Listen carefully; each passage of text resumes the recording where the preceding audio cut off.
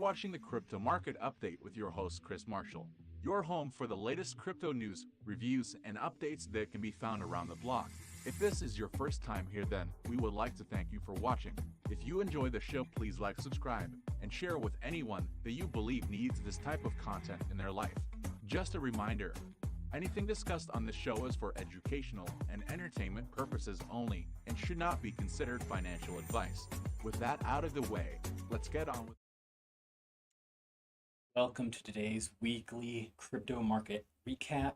Every Friday afternoon, I'll be here to recap some of the events of the last week that have had an impact on crypto and take a look at what the market did over the last few days. On Monday mornings, I'll be here taking a look at what's going to come up in the upcoming week and take a look at some events that are going to happen throughout the week that we should be looking forward to or not quite be looking forward to. In today's episode, we will be looking first at a market recap, and then we'll take a look at the executive order that came down from the White House that Biden will be signing in regards to the development of cryptocurrencies. We will also take a look at an interview that Peter Zeihan did and what he discusses and how what he discusses might result in the Bitcoin melt up that is being theorized right now.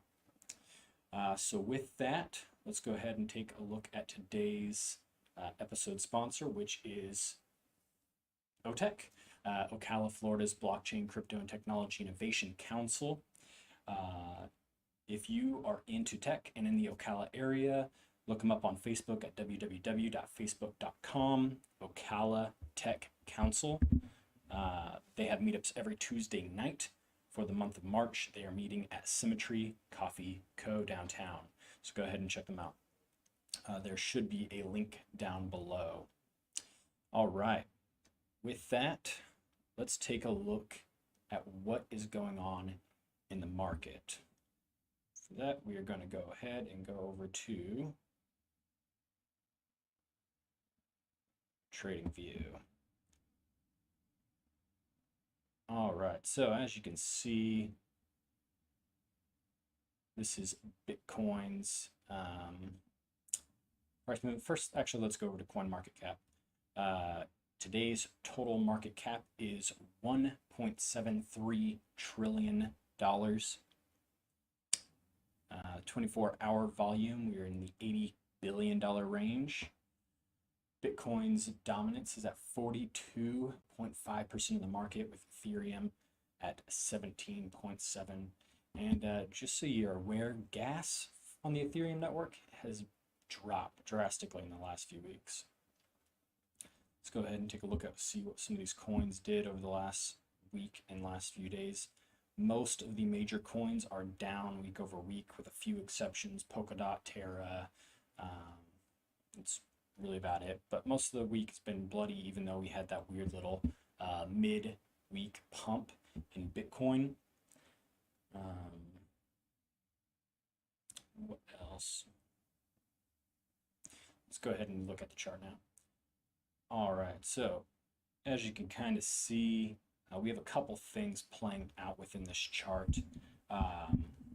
First and foremost is this parallel channel, or this bull or this bear flag that is potentially forming here. So one of the first things that I am looking at is to see if we break below this or if this bearish, one of these two bearish patterns complete, either this bearish parallel channel coming off of this downtrend here, in which case I'll be looking for it to hold support along this major white channel that we've been looking at for quite a while. This is the overall market trend from what I'm seeing, and so I am paying attention to this white channel. If it breaks below this channel, I'm looking at a potential bottom of between 24 and 19.5. Basically what I'm looking at here is from the height of our most recent all-time high to the bottom of this line here, about a 52% drop. And then if we were to figure out what the bottom of this bear flag would be, down 52%. We're looking somewhere around that 19 range. Beyond that, if it is this parallel channel, we could be looking at anywhere between that 19 and a 35% drop from the bottom side of this channel, anywhere between 24 and 19, depending on when it breaks through the bottom side of this parallel channel. All right. Now it's time for an update on the executive order. I'm going to go ahead and pull up the fact sheet. So here is what is going on within the White House, what they are looking at. So this was put out on the 9th, which was Wednesday. And a couple of key points that I want to point out inside this fact sheet. This sheet is also, or this website is going to be linked in the video down below if you want to take a look at it yourself. But a couple of the points that I want to point out within this document, first and foremost, this here, the government is specifically acknowledging the amount of growth within the space and how much money is being created, how much wealth is being created within this space, right? They then go on to express down here that the United States must play a leading role within this space. The United States has taken a firm stance. They want to be the leader within crypto among all the nations. They want to lead that charge, which is great for us here in America, potentially, as long as they don't screw it up. So let's see here, what else? So most of this, it looks like most of this executive order is about protecting consumers, rightly so. If you've been in the space, you know that there are a lot of scams. I understand trying to protect people. That's what this channel is for, is trying to help educate and protect individuals. So I'm all well and good with that. But the other thing that they are trying to do is create things like the central bank digital currency. And this is an attempt to strengthen the US financial system because, let's face it, the dollar is struggling. And they want to explore what a US central bank digital currency might do for that. Whatever side you're fence, whether you think this is a bad thing for crypto or a good thing, I do think that this overall, the overall tone of this executive order is positive for crypto, at least in the short term. So take that for what you will. And next, let's go ahead and go over to this video of an interview with Peter Zeihan. I'm not exactly sure how to say that right, but yeah, let's take a look at this video. I'm just going to play a quick little piece of it. He goes on to say, we're not going to put all the tweets up. We're just going to grab a couple. Peter, do you agree with that assessment based on what we're seeing? Is in the bag at this point. We're going to lose 5 million barrels per day of Urals crude within the next few weeks, and somewhere between 5 and 10 BCF of natural gas going to Europe.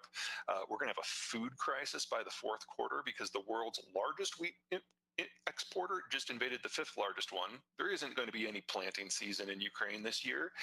We have a phosphate fertilizer shortage because of what's going on in China.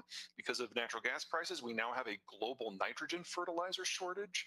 And Russia and Belarus combined are the world's largest potash producers. So a lot of farmers the world over are not going to use fertilizer this year. So we'll have a collapse in yields. That is how a famine begins. Global wheat stores are less than 5 weeks of usage. All right, let's bring me back up here. So that was the interview. Really good interview. It's linked down below. Go ahead and take a look at it. I recommend you watch the entire thing. But this type of global economic crisis could be the trigger for an event known as a melt up within a financial market. We witnessed one similar to the one happened in 2008. with all the mortgage stuff that happened. There's a really good video out there by Crypto Weatherman, also in a link down below, that goes into that entire financial meltdown, or melt up and then meltdown. I think that if you're interested in this type of stuff, you should be watching that video as well, so you can kind of understand what might happen and might play out over the next couple months. But what essentially is going to happen with a melt up is this event could lead towards a rally within the market, so that financial institutions can so that they can cash out some of their holdings before a major economic downturn, ultimately resulting in a massive meltdown of the market. So while it's good for the very short term, it is very bad over medium to long term, you know, anywhere within there. As soon as they decide that they've cashed out enough, typically the market crashes right then, and it's a massive blow off top, right? So what we're going to be seeing over the next few months is probably this event play out. So yeah, if you want a deeper dive into what the Bitcoin meltdown could be, I suggest you take a look at that video Crypto Weatherman did. And yeah, I got a link to it below. But that is it for today's show. I want to thank you for stopping by and hanging out with me. Monday morning, I will be back here with a forecast on the upcoming week.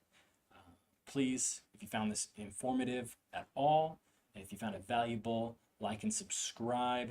It really helps me out.